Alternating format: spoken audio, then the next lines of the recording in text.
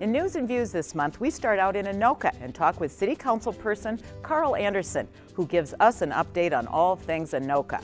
Also, Pam Bowman is here to tell us all about a new event that goes on later this month called Winterfest, and it sounds super fun and she will tell us all about it.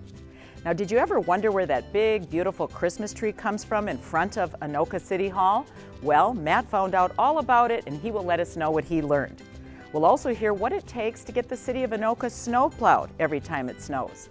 And in Champlin, Mayor Armin Nelson is here to talk with Corey about the 2015 goals for the city of Champlin. And Corey also headed over to the ice arena and talked with Nick Powell about what is happening over there this winter. Also, Champlin Police Officer Jeff Brown is here to tell us about the Citizens Academy that's coming up this spring. It's a very interesting program and it's time to sign up. And in Ramsey, Noah talked with City Administrator Kurt Ulrich to find out what services are available if you're new in town. And officials, including Governor Dayton and Senator Klobuchar, gather with local officials for a Highway 10 Armstrong Interchange Appreciation event. We'll tell you about that. And Noah's guests are Randy Backus, who talks about a variety of topics, including ice skating in Ramsey, and also Chris Anderson, who tells us how we can recycle Christmas decorations. And in Andover, I get to chat with City Administrator Jim Dickinson, who gets us up to speed on the capital improvement plan in Andover. And Utilities Manager Brian Crable teaches us about water, and there's a lot to learn. It's interesting. Leslie tells us where we can take our old holiday lights that don't work. Throw them away? Nope, something even better. And if you're about to go stir-crazy being inside at this time of the year, we'll tell you what there is to do at the Andover Community Center. News and Views starts right now.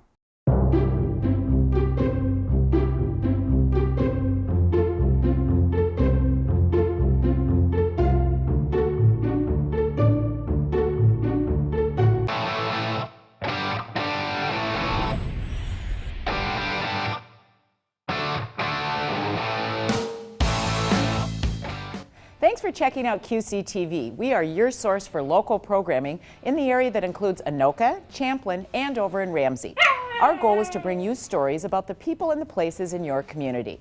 We try to bring you news that you can use. We cover over 20 government meetings a month, like city council and school board meetings. We produce a program called News and Views that focuses on the 4 city halls we cover, so you hear from your elected officials and staff members what is happening in your city. We are also your source for local sports, and we are in the middle of an ambitious sports season. We bring you 20 high school games, including boys and girls hockey and boys and girls basketball. And we have a new show called In the Game, hosted by Chris Carpenter, that covers some of the sports that you don't always see covered, like gymnastics and curling. We also do a neat series called Live and Local, and we take our production van out into the community and we bring you the stories of the people who live and work here. We were at the farmers market this last summer, and we worked with District 11 to bring you a back-to-school special. Our next program is Hometown Holiday, and we will be live from Mickman's Nursery. So we hope you enjoy our local programming, and we welcome your story ideas.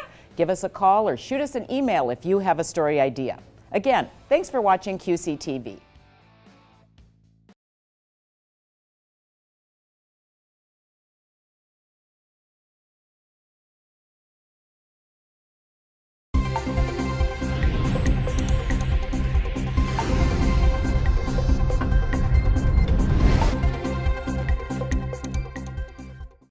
Hi, and thanks for joining us for the Anoka portion of News and Views. I'm your host, Matt Overstreet, and joining me in the studio today is Anoka City Council member Carl Anderson.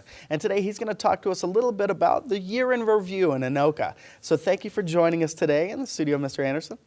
Thank you, Matt, for having me. I always enjoy being here. And we always love having you here, too. Thank you, thank you. So, Anoka 2014.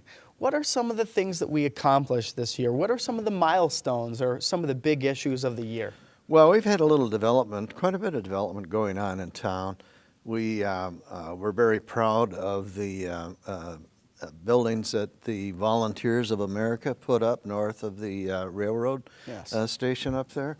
And then to follow up on that, I want to tell you that they have just recently closed on purchasing another piece of land adjacent to what they've already constructed, and they're starting to put together their plans for the expansion. So we expect more work up there this summer. And then yet there's a third piece of property. Is that right? And yes, they have an option on that. So that's going to be a very large contribution to the city of Anoka when they're done. That's outstanding. Right. We're always upward and outwards too for that. Some of the other milestones that we accomplished this year, things that we were working on. Yes, very.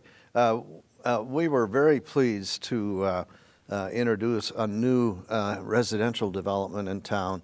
Again, up on the north end of town along the Rum River. It's called Rum River Shores. That's right. And that was a very major undertaking, a very major milestone for us. It got us into an area of housing that we haven't been able to see much of in recent years, a higher end house. We wanted to have homes in Anoka that somebody who had lived here and was successful would have a place where they could consider staying. And so we wanted to have more of that type of development.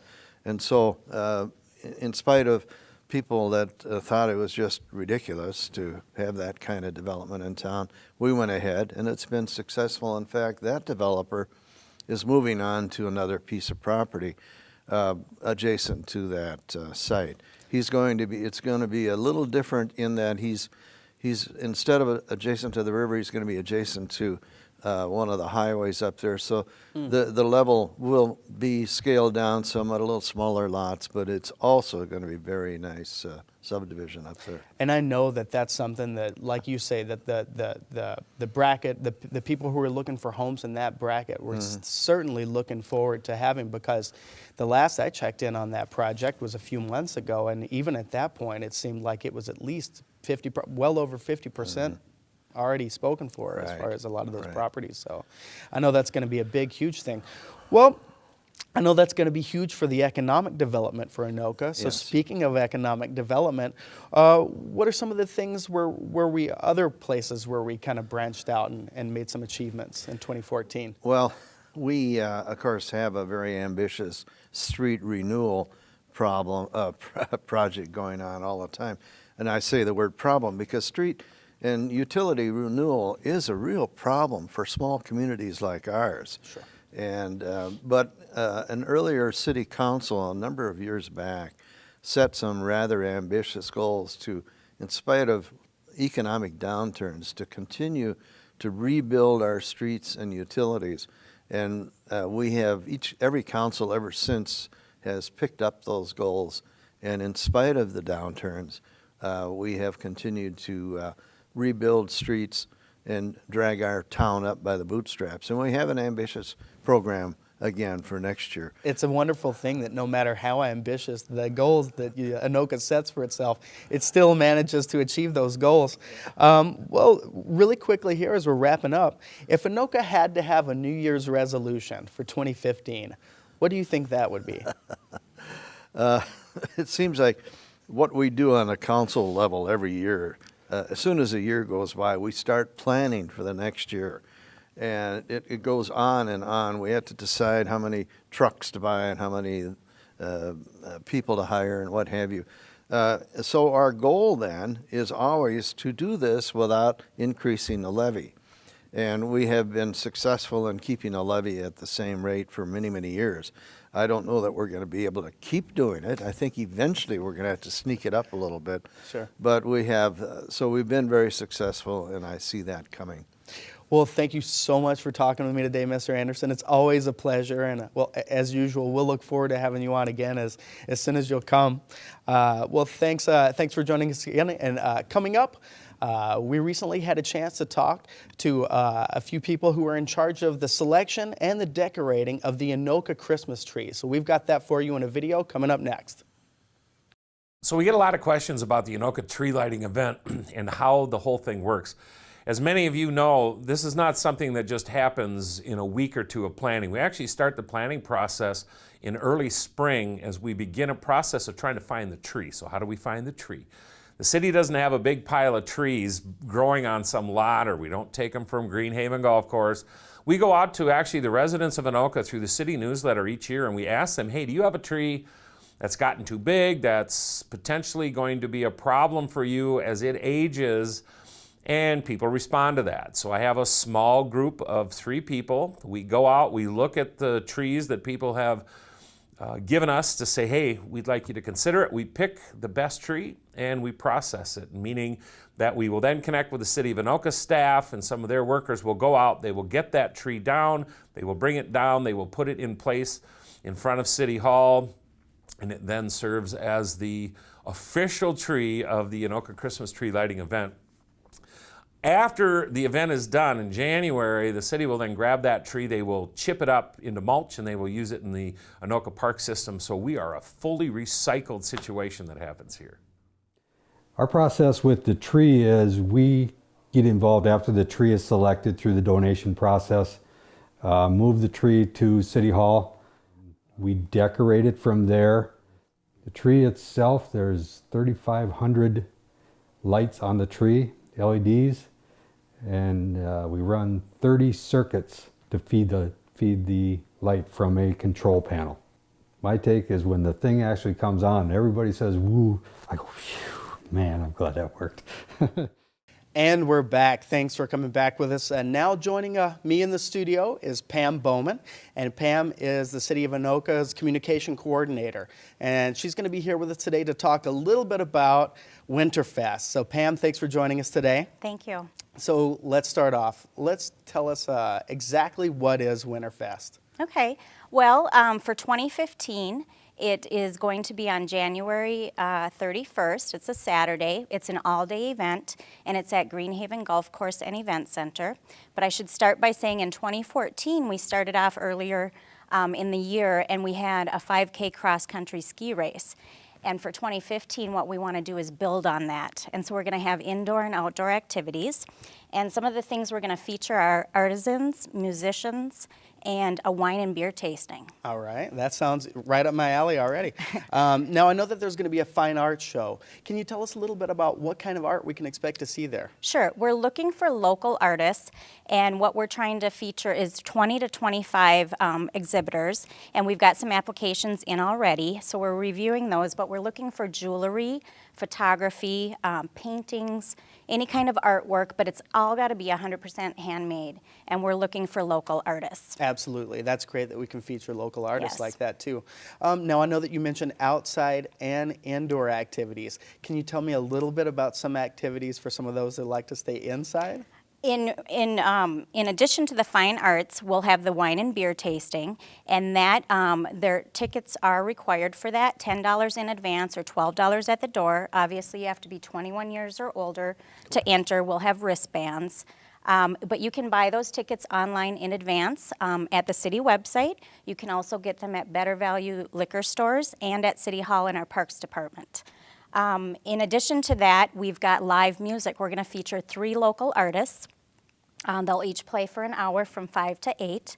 And I should mention that all the activities throughout this event go from noon till 8 p.m. So there's a variety of times, so people want to pay attention to that. That sounds great. All Yeah. day of, a whole day of fun there. Yes. Now, what about specifically for kids? Kids, we've got some fun things planned. Outdoors, there's going to be a sledding hill, and we do ask that they bring their own sled. There's also going to be indoors, we've got kind of a winter theme where we're going to have a room for the kids.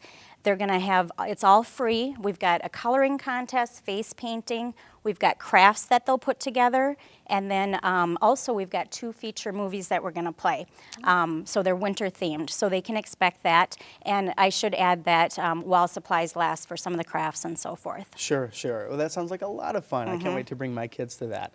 Now, who all is involved in putting Winterfest on? And are there sponsors? Or? We do have sponsors. Okay. The committee is consisted of city staff and some community members and some of the sponsors themselves. Our sponsors include Better Value liquor stores, Brew and Grow Minnesota, Lancer Catering, Panuski's Ski and Board Shop, and Twin Cities Gateway, and then I'm missing one of them.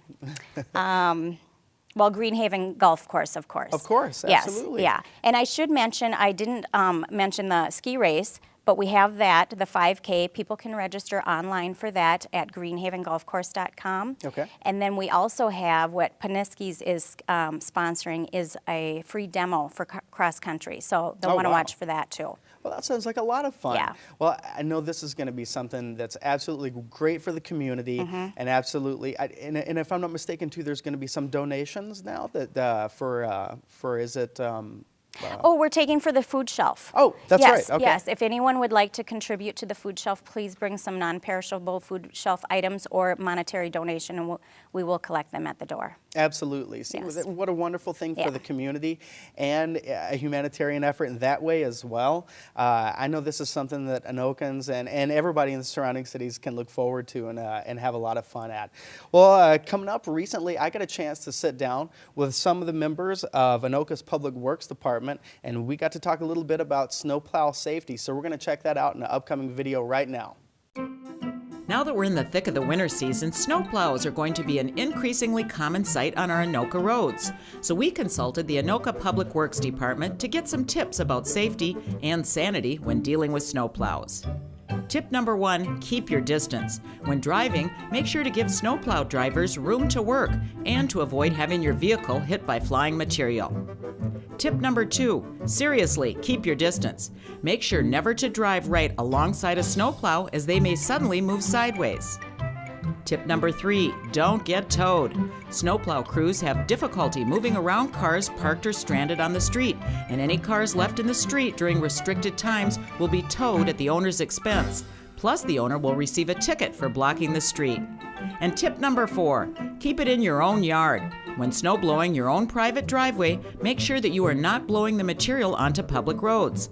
Not only is this practice illegal, but the piles you create could cause the snowplow operators to temporarily lose control of the vehicle, which could be extremely hazardous to the plowing crew. Thanks to the hard work of our Anoka plowing crew, we can enjoy a relatively painless drive to whatever our destinations may be. So the next time you encounter a plow on the road, make sure to remember these 4 tips. Hi, I'm Pete Turok, president of the Anoka Area Chamber of Commerce, and I'm inviting you to watch the Chamber Report here on QCTV. You'll be able to get in depth with what the Anoka Area Chamber is all about. You'll learn what's going on in our 9-member communities. And best of all, you're going to be able to meet some of the many members of the Anoka Area Chamber of Commerce in our member profile segment. It is one of the most talked about segments on the show, and we hope that you will be a part of it. It's the Chamber Report here on QCTV.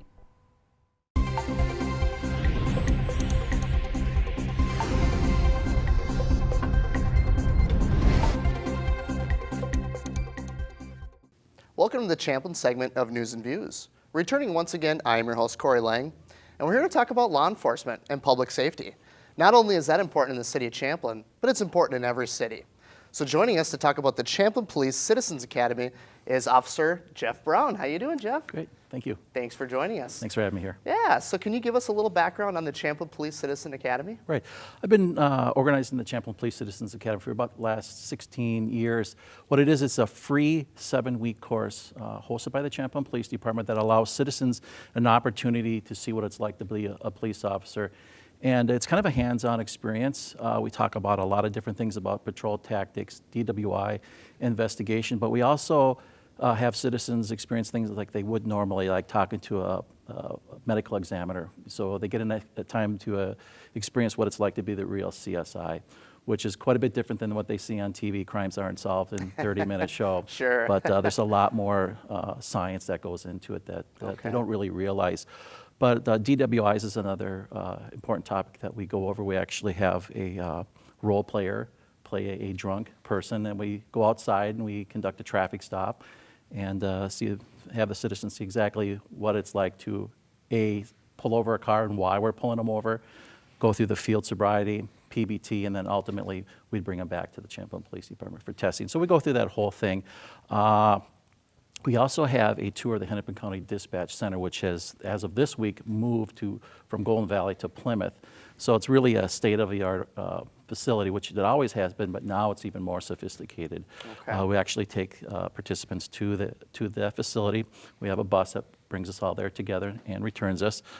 We also have what is probably the most important and most interesting thing that the citizens go through is a shoot, no shoot scenario, which is down at the Skills Center in Brooklyn Park. That's where all the law enforcement officers go to be trained, most of them. Some of them go to Alexandria too, but this is a state-of-the-art facility which has a big kind of a pole barn garage area in the back of the facility with a bar, convenience store, and a large enough area to do a traffic stop. And we run through the students through shoot, no shoot scenarios with simunitions, which is a gun, and it has a gunpowder charge, but the end of it is a tip of paint. Okay. So we have role players, which are usually our reserve police officers, and they come in, they get all padded up with some padding, because it does sting and hurt if they get hit with a round, and they have face protection. So do the participants, the students, who actually have the guns, who are actually in the role of the police officer, conducting traffic stops, or maybe a hostile situation in a bar where there's a fight or a knife involved, and to everything from a robbery at a convenience store, which is actually inside the facility. So we run through all those students more than once through these shoot, no shoot scenarios. And you know, it's a real ideal opportunity for them to put themselves in the police officer role. So they see a lot of what goes on TV about what we do on the job, but to actually relive it for just a few minutes is kind of an eye-opener for people. Sure.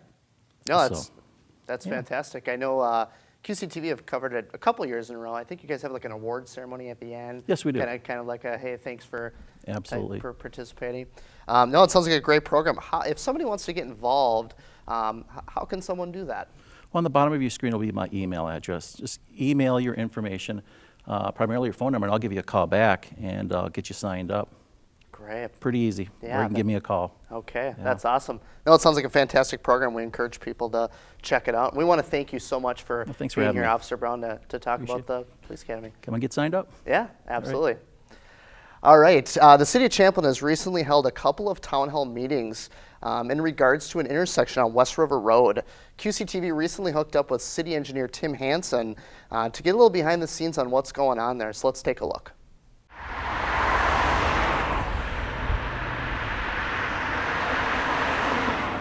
I'd like to give you a brief update on the action the City Council took this past week regarding the three-way stop sign at West River Road and Hennepin Landing. The three-way stop sign was initially put in with the roundabout construction to provide a safe access for the people from Hennepin Landing onto West River Road. This stop sign and intersection got to have quite a bit of public debate, and at the council meeting on December 8th, the council voted to remove the stop sign. So the stop signs have been removed on West River Road. They also authorized the posting of a 30-mile-an-hour speed limit between East Hayden Lake Road and Trunk Highway 169. So that segment of roadway also has a 30-mile-an-hour posted speed limit on it. The council directed staff to monitor the intersection over this time and see how it operates and proceed from there. I'd also like to point out to the users of this roadway that the Elm Creek Dam construction is going to occur this coming spring or early summer. And at that time, West River Road will be closed between Hennepin Landing and Trunk 169, or virtually basically between East Hayden Lake Road and 169. The people at Hennepin Landing will have access in and out from their roadway. So this summer, while the road is closed, you'll be detoured onto East Hayden Lake Road over to Trunk Highway 169 to go either north-south or straight across on Hayden Lake Road. Thank you. Welcome back. And we want to thank City Engineer Tim Hansen for giving us an update on the activity on West River Road there. With 2014 wrapping up with the holidays right around the corner, we're looking forward to a new year, 2015. And here to kick off this conversation is the newly re-elected Mayor Armin Nelson. Congratulations. Thank you very much. Yeah, how are you? I'm doing great. Can't complain. Yeah, that's good. Thanks for coming back to the show. As I stated earlier, we're here to talk about 2015. As a mayor of Champlin, in regards to goals and visions for the upcoming new year, can you talk a bit about that and some of your thoughts on that? Sure, I can talk a little bit about that. Sure. You know, these aren't necessarily my goals. Some of them are council goals. Some of them might be my goals. Sure. But you know, we're still we'll be having a planning session here soon to actually talk about, as a council, what things we want to discuss for next year. Okay. So that'll be happening here real soon. But great. Some of the things that we're working on for 2015, I think a big thing is email blasts. Okay. So looking at how do we communicate with the residents on a more regular basis, let them know when we're going to be out snow plowing, things like that, and letting them know, or events going on in the city. So we will be invoking a email program later at the beginning of the year in January. And the other piece to that we're looking at is Facebook. Okay. So, you know, there's a lot of people are saying, how come the city's not on Facebook? And it's something we've been discussing for the last year. Sure. There's a lot of issues with just going on Facebook. Right. You know, what do you post for information? What do we reply to and not reply to? You know, there's some legal implications of what we reply to and not reply to and how we reply to it. Sure. So we can't be putting information out there that's where the council may not be lending that way. You know, is it city opinion or is it council opinion or the person's who's doing it? Kind of misleading. Yeah, so sure. I think we've really been working hard as looking at how do we do that and what are we going to publish. Sure. The other big piece to that is who's going to do it. That's staff time that takes them away from their other jobs. So how do we rearrange? How often do we look at it? Do we respond? You know, somebody's going to look at it all day. I don't think that's very productive. Sure. So it's not just a matter of, you know, as an individual, you can throw a face page up and just start, but it just doesn't, it won't work that way for a city. Right. So, and there's other pieces of, do we have a separate site for Park and Rec, a separate site for the police department, a separate site for General City? So we're working through those, and I think we're getting pretty close on what we're going to do there. Okay. No, that's good to hear. We had City Manager Brett Heitkamp, and he kind of touched on kind of social media, stepping up the communication with the residents and stuff. So yeah, that's great to hear. I know social media can be a great thing, it can be a wonderful thing, but it can also be very misleading. Yep. So that's good to hear. Anything else going on in the city that you'd like to talk about? Yeah, we're doing, we've been doing some reviews, and we'll continue looking at empty lots that are kind of south of the stoplights at West River Road along 169. So we're looking at the sites that have not been developed. They're zoned commercial. Do we look at other types of zoning for those properties? Do we look at you know, housing or other type of uses for those properties? You know, the people who own those lots have owned them for a long time in some cases, and they pay taxes on them. And but I think we owe it to some of those people that have invested in hoping to put some things in Champlin, and we'll see what we can do to help them out with that. Sure. You know, we still have our standards along 169 and how things are built and stuff. So, but we're going to just kind of throw everything out the window and say what would work there in some of those spots. So, looking forward to that. We've had a couple meetings on it, and we'll have some more. Okay. So, great. Yeah. Yeah, we hooked up with Tim Hansen, as I mentioned earlier, and he kind of gave us a rundown on just a recap of the council action for the West River Road Hennepin Landing. And yep. Okay. so we just put some additional information out to the residents. So any additional thoughts on anything going on as we wrap up 2014 here? Yeah, I think a couple other things we want to do this coming year is continue to connect with our businesses in town, try to spend a little more time with them. What can we do as a city to make them more successful? Is there things that we're doing? So I think we're going to look, my suggestion to the council is we kind of look at some focus groups of, you know, bringing in some of the businesses, say bring in the restaurant owners and talk about their industry, and so we get to learn a little more about it and to learn what their challenges are. Sure. So absolutely. Yeah. Well, Armin, we want to thank you for being here and giving us an update on kind of your side of things as well as the City Council. And now we're going to take a quick peek at an ICE Forum update. We recently hooked up with ICE Forum Manager Nick Powell just to see kind of what's going on over there. Let's take a look.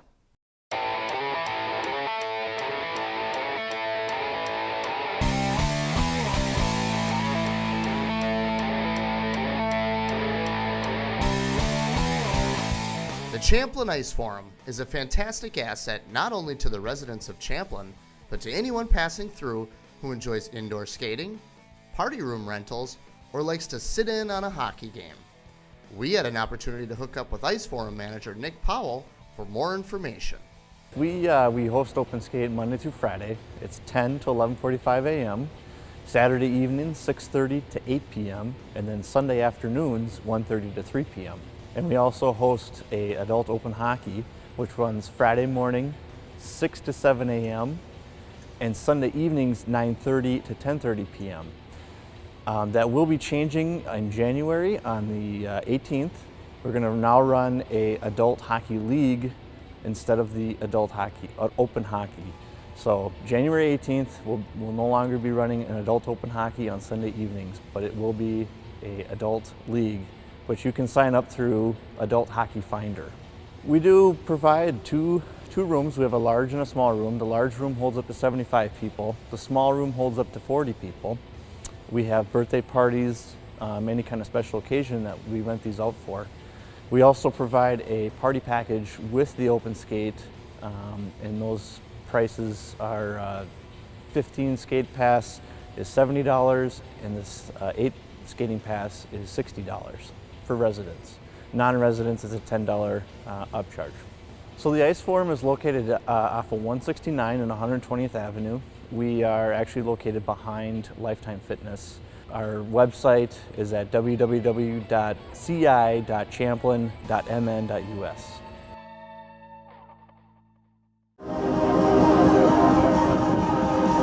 I just ran the mustache run and you're watching QCTV.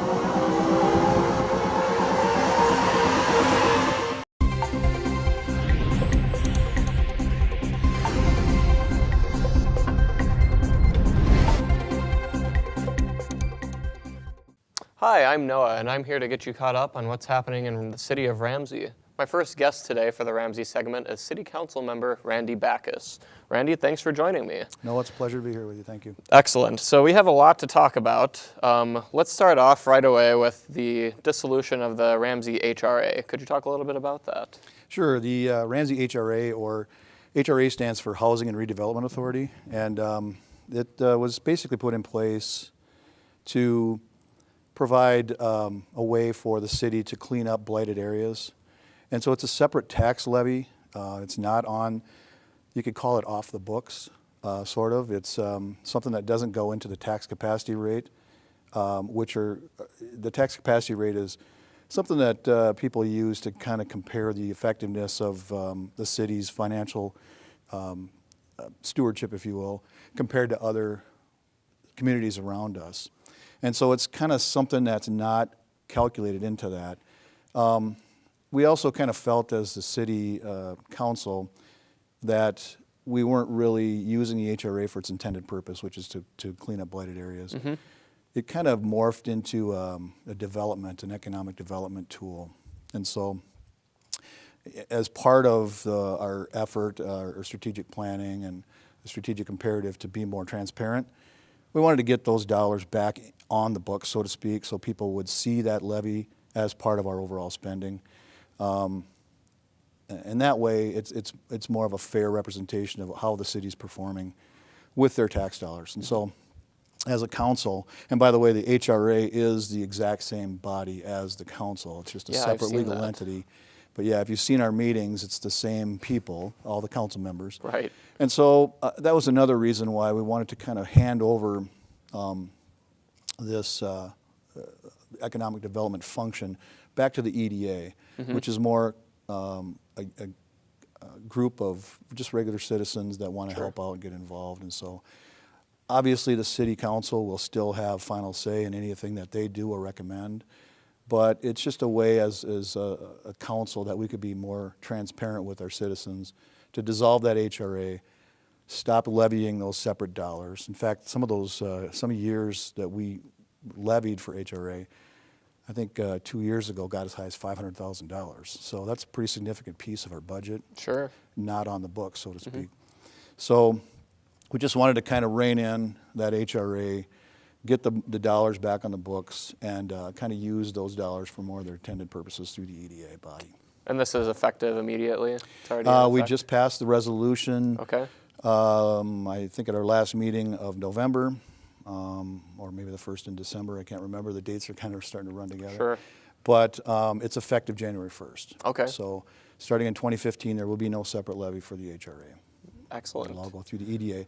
And by the way, the EDA, Economic Development Authority, those dollars are calculated into the tax capacity rate. Okay. And so those dollars will be seen by our residents. Sure. And those efforts. Excellent. Well, that's a good change then. Yeah, I think it was a unanimous choice. It was something that Councilmember Tassi and I had been kind of working for since we started 4 years ago. We didn't really have to work too hard to convince the rest of the council. They were on board right away. So it was a unanimous decision. Excellent. Well, that's great. So let's shift gears completely and talk about ice skating since winter is upon us. So let's talk about the Ramsey Elementary and the Central Park ice rinks. Sure. Well, winter was upon us, and then it left us, and now it's upon us again. But as of this taping, I think they're still working hard to recover the warm weather, the rinks from the warm weather damage that was done to them. I talked to to Mike Burge, who works for our Parks Department, and he said that they're flooding all the rinks at both parks, basically around the clock, all day long and all night long, to get them kind of back up to standard for people to enjoy. They're going to reopen them on Friday, December 19th at 3:30. And the weekday hours are 3:30 to 10. Okay. And weekend are Saturdays 10 to 10. And then on Sunday, 12 to 8. Okay. And I think if people have any questions on the hours or the location, they can visit our website. We've got all the information on there. Excellent. There's even some phone numbers to the warming houses. Okay. So they can contact those warming houses just to make sure that they're open before they leave the house. Perfect. And again, those phone numbers are on our website. Excellent. And we'll have them on the screen as well so people can know who to reach. Perfect. There's also availability to reserve a rink. I think the west rink at each park is available for reservation. If people want to reserve those rinks for private use, they need to see the attendant on duty at each one of the warming houses. Cool. See them in person. Well, some fun things to do outside and make the winter go by faster. Right. So Randy, I just want to thank you for joining me again. And now we're going to take a look at some valuable information for new residents in the city of Ramsey. Kurt Ulrich has the info. Are you a new resident of the city of Ramsey and have some questions that might need to be answered? Well, here is City Administrator Kurt Ulrich with some valuable information. For a new resident in the city of Ramsey, the first thing we'd recommend is that they go to City Hall. They become acquainted with where City Hall is. It's on the south side of the city on Sunwood Drive, 7550 Sunwood Drive.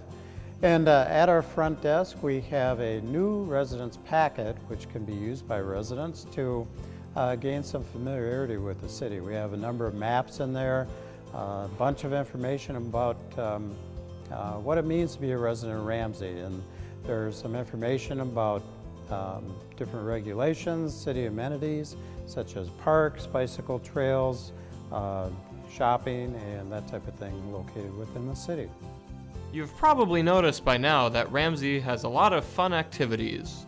Here are some reasons why it is such a great place to live and work. Ramsey is a great place to live and work because it's part of beautiful Anoka County. It's located in some very nice scenic areas with the Rum River on its eastern boundary. Mississippi River to the south. There's plenty of open space to live and grow and raise families, great school districts, great transportation to the entire metro area, some nice natural amenities, and there's some great people here. Welcome back to News and Views. Man, that is really some great information for new Ramsey residents. Joining me now is Ramsey City Planner, Chris Anderson. Chris, thanks for being here. You bet. So with the holiday season coming to an end, people might want to know what to do with their decorations. I hear that you have some information for us as far as recycling goes. Let's start with Christmas trees. What are some things that people need to know? Sure. Well, there are really a couple options for proper disposal of Christmas trees. Anoka County will be opening up their Bunker Hills compost site for the first 2 weekends in January. That would be the January 3rd and 4th, and then January 10th and 11th. They're opening up specifically to take back in Christmas trees. Of course, when they do open up, you could also bring back other yard waste and whatnot that maybe you didn't get around to getting rid of. They will be open on Saturdays from 9 a.m. to 4:30 p.m. and then on Sundays from noon to 4:30 p.m. those first 2 weekends in January. There's a $1.50 cost or charge per tree. And of course, they ask folks to make sure that they've taken off all ornaments and lights and wires and tree stands and what have you. The other option would be most, if not all, garbage haulers offer some sort of curbside pickup of Christmas trees. Each of their programs vary somewhat in terms of when those pickups would be or if there's a charge for that. So we would, of course, encourage residents just to call their garbage hauler directly to get that information. Okay. Are there any methods for disposing your Christmas tree that you wouldn't recommend to residents? No, I mean, other options would be, some people save them, creates a little bit of habitat for birds. Some people, you could chip them, you could chop them up and use it for kindling if you do recreational fires and whatnot as well. Okay, well that's good information. That's probably something that a lot of people are wondering about. So other Christmas decorations like Christmas lights, what are some typical ways that you would recommend to recycle those? Well, the Recycling Association of Minnesota partnered with QCTV to offer the Recycle Your Holidays program. And that's statewide, first of its kind in the nation actually for holiday light recycling. Ramsey Municipal Center is a designated drop-off site for that program. So anytime our building is open, you can bring in your old strands of holiday lights and drop them off in a box right up by our main front desk.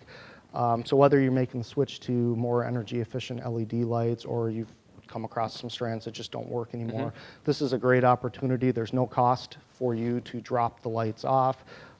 The program works because of working with various vocational centers, working with people with disabilities to provide them a job. So it's created, I think, somewhere in the ballpark of 200 jobs across the state for people with disabilities that help collect and then disassemble these strands of lights. Every component of the light strand is recycled. So it's really a win-win, economically speaking, and you're diverting this material from going into a landfill as well. That's great. And I should mention, I guess, the program is running now up through the end of January. Okay. We'll be taking in lights for collection. Again, another thing that people are wondering about. I mean, those strands of lights rarely last more than 1 year, so you've got to, get your money back. Yep. Find a way to get rid of them. So gift wrap, another thing that's common. A lot of people just throw it away. What are some more economical ways to get rid of that? Well, there is a misconception out there. It's paper, and a lot of people think that it is recyclable because of the amount of colored and or metallic inks that are in gift wrap.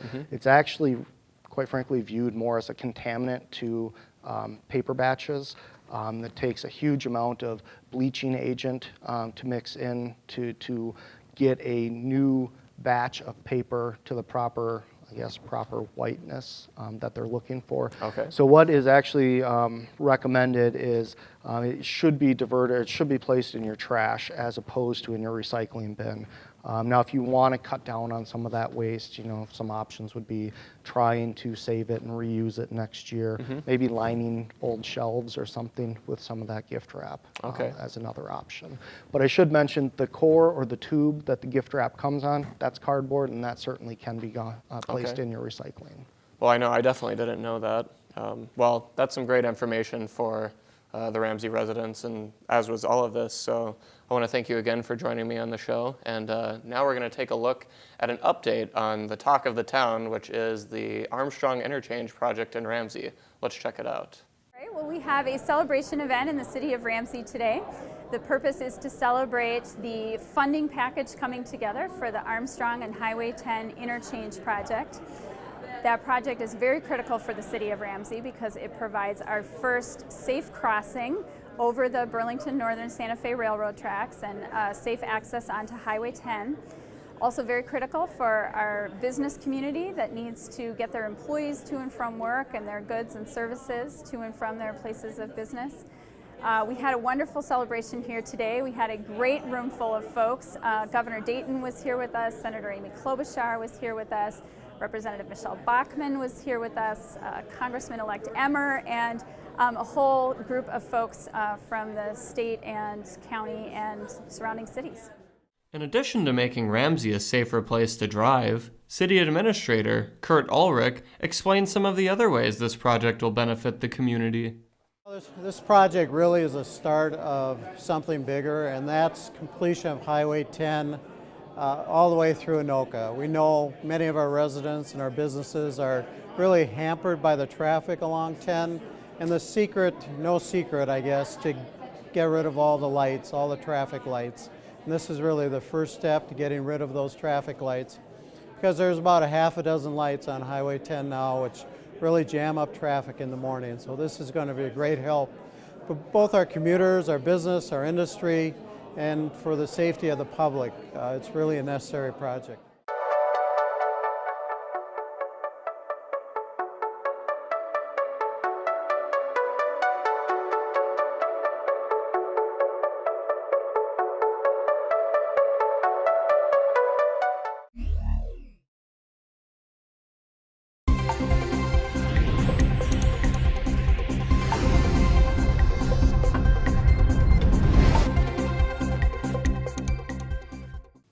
Hi, and thank you for joining us for News and Views. I'm Catherine Lenenberg, and we get an update on Andover now. And the City Administrator, Jim Dickinson, is here today. Thank you, Catherine. Jim. Hi, thanks for being with us today. Glad to be here. Yeah, so tell us about Andover in 2015. What's going to be, well, let's take a recap first and talk about 2014. What are some of the big things that happened, and then we'll get to this year. 2014 for Andover, a couple of real positive things. Earlier in the year, we did a little self-check on ourselves with a community survey. Turned out to be extremely positive. The survey company came back and indicated that we're doing extremely well in providing customer service. Our residents are very happy with the community and the services that they're provided. And it also highlighted some of the things that we can focus on in the future that their desires are for. Really kind of helped set a roadmap for how we then move into our budget, capital improvement plan, and a couple of other things that you don't always get great marks on everything. Right. So you got that little thing out there that maybe you should spend some special attention to. So we have that. But what we did see in Andover over the course of the past year was a little bit of a resurgence in residential development. We had a number of plats that moved through.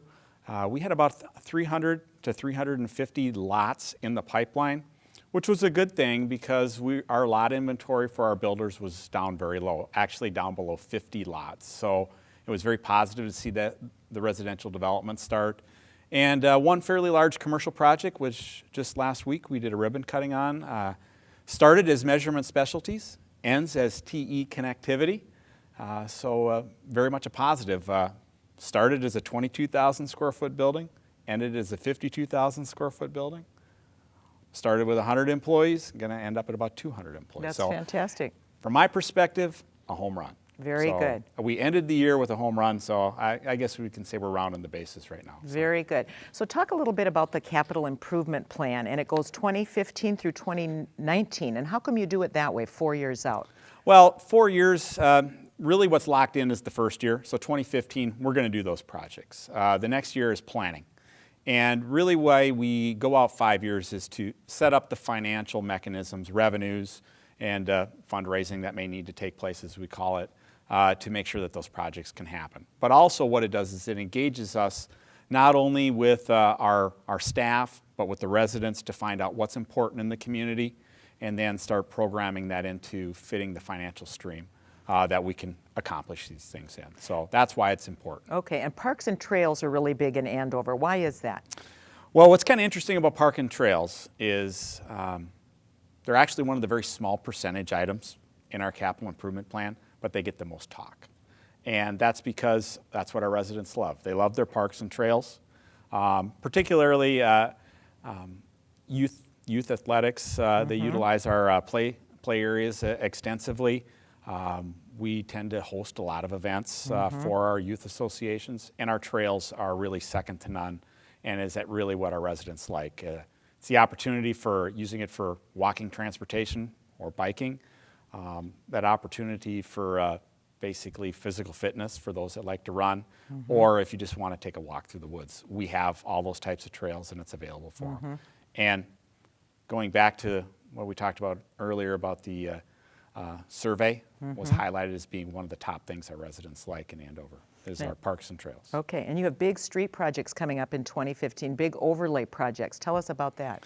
Well, what's interesting is we're going to overlays, not full reconstructs, so the impact in the neighborhood will be a little bit less. We won't be digging that big hole in the street per se to pull everything up. We'll be coming in and pulling off just the asphalt and then relaying and fixing some concrete along the way.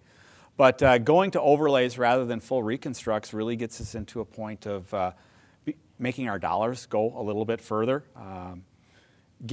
Going back to why we're overlaying these streets is they're about 15 to 20 years in life, and if we can get them early before they start deteriorating, we feel we can get another 15 to 20 years out of them, and that stretches people's dollars. And that's our focus, is to try and keep those taxes level or reducing, and trying to find these ways to keep the expenses low is what our focus is. And we'd like to be doing more overlays than reconstructs, so we hope to see this as a trend in the future.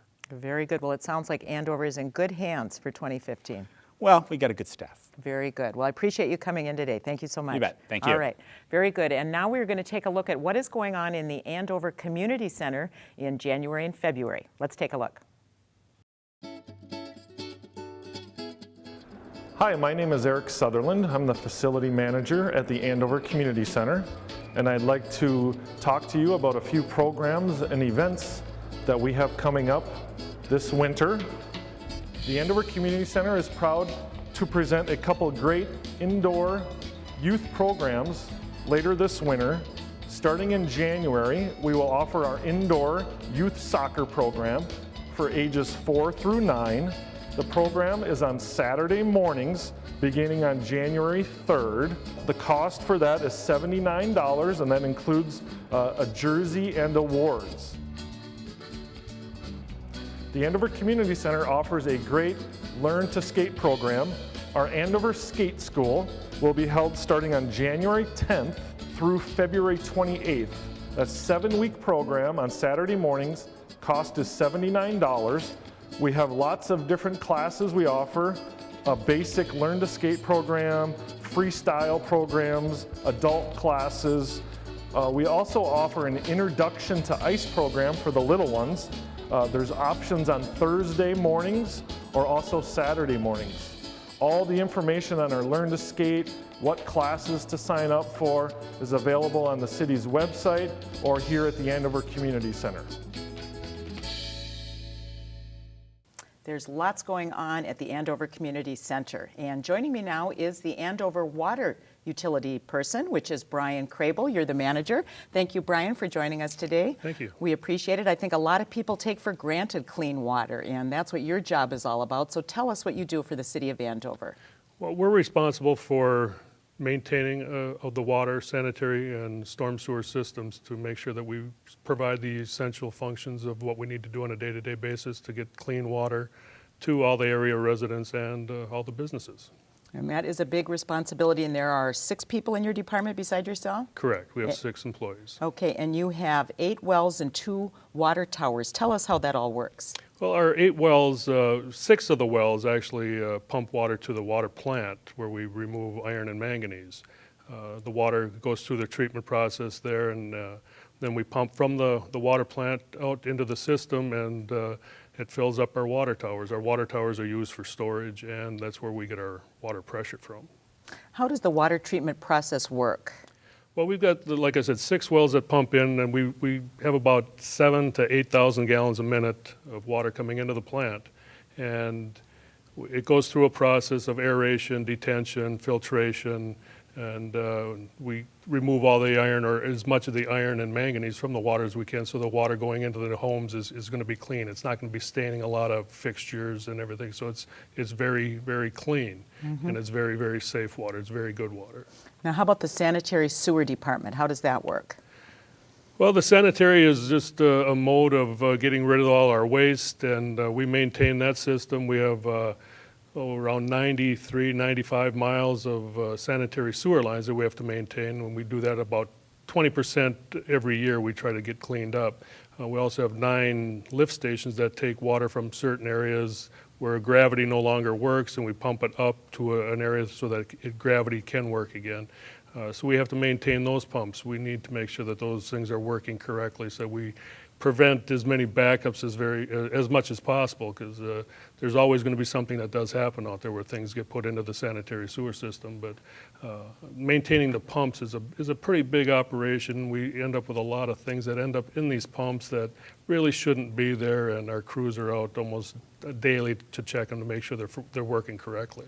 Is there something that the residents can do to help you so that you do prevent backups? Yeah, don't put anything into the sewer that doesn't belong there. Just waste from the toilets and sinks, normal gray water. We end up with a lot of rags and things like that that end up in the sanitary system. They got these things called flushable wipes that really are a headache for not just Andover, but for just about every community. They don't break down like toilet paper breaks down, and these things end up in the pumps, and they end up causing blockages, and the pumps wear out, and we end up having to get out and clean all this stuff up to prevent the blockages. So people can really help us out by just flushing down the drain what absolutely needs to go there, and nothing else. Everything else goes to the trash. Okay. And finally, talk about the Adopt a Fire Hydrant program and how the residents of Andover can help you do your job with that.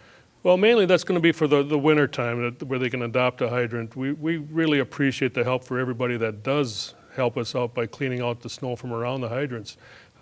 We have over 1,200 fire hydrants in town that we need to clean up, and it takes with a crew of 6, and not everybody goes out, but with the people that we do have go out, it takes quite a while to get all 1,200 cleaned up. So we really appreciate anybody that wants to take the time to clean up these fire hydrants, that gives us a hand to make sure that the fire department has access.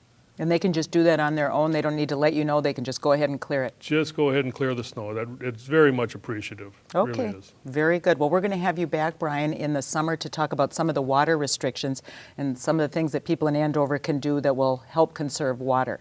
Well, so, it'd be fun to do that. Very good. Well, I appreciate you being here today, Brian. Thank you very much. Thank you so much. And now we are going to take a look at what you can do with some of those holiday lights that you may have left over that don't work. You don't have to put those in the trash. There's something you can do. So let's take a look.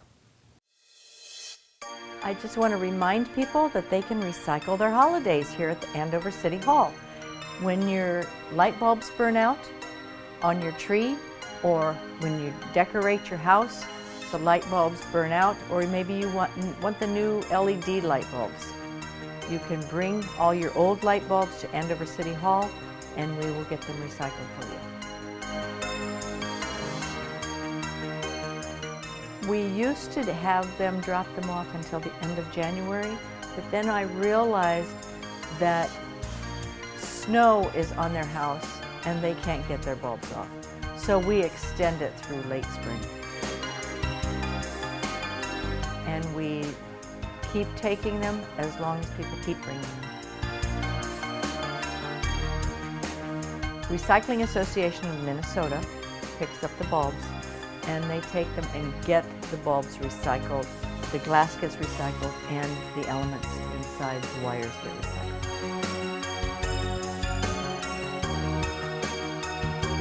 Other things besides the light bulbs? Well, our recycling center is open every day of the week from 7 o'clock to 8 o'clock at night. And recycle your oil, your plastic bags, your scrap metal, cardboard, and all your normal curbside recycling.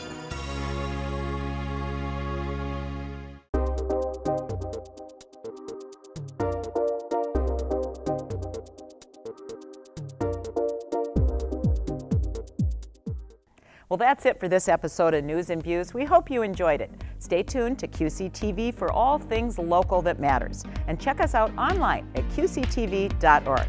Thanks for watching.